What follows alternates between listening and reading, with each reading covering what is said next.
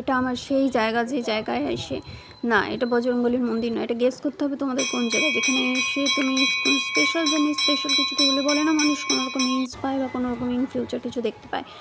হ্যাঁ, আমার কাজটা আই হোপ আমি স্পিরিচুয়াল পার্টটা নিয়ে আরও বেশি করে কাজ করতে পারবো। ফুল কান্ট্রি, ফুল জায়গা, আমার এক সময় স্ট্রাগল কী ছিল না ছিল জানবে। আমার গঙ্গাতে যে গঙ্গাধর আমি মারপিট করেছিলাম, এটার উপরে অনেকটা ব্লগ তোমরা লকডাউনের সময় পেয়ে যাবে। এখন জাস্ট বাড়ির থেকেই টাক্সে চলে এসেছি, ঘুম থেকে উঠেই। যাই হোক, লকডাউনের সময় আমি এখানে পুলিশে ভোট দিয়েছিলাম, এইখানটায় নয়, একটা মারপিট হয়েছিল, তারপর তো সব গোটা পুলিশ আমাকে চেনে এবং এখনও পর্যন্ত আমাকে লিড দিয়ে দেয় যখন আমি রাত্রেবেলা 2-2:30টার সময় ফিরি, এবং প্রচণ্ড ট্রান্সপোর্ট সব কিছু বন্ধ থাকে, তারা আমাকে চিনে রেখেছে, এটাই অনেক আমার জন্য। অনেক না, মানে আমি এতবার যে থানায় গেছি, অনেক কিছু বারবার অনেক কেস হয়েছে। যাই হোক, বারবার বলেছি লকডাউনের টাইমে আমার লাইফের ভিডিওতে অনেকগুলো ব্লগ আছে যেখানে আমি পুলিশ থানায় কেস করেছি।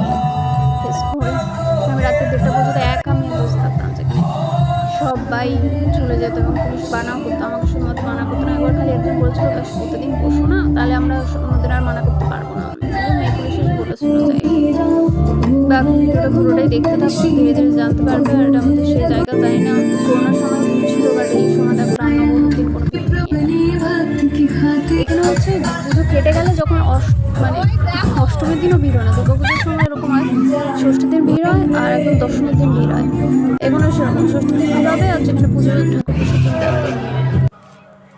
আমার যে নাচের স্যার, ওনার সঙ্গে দেখা হলো, ওনার মেয়ে আছে এখানে অনেক বছর পর, বাবা 2000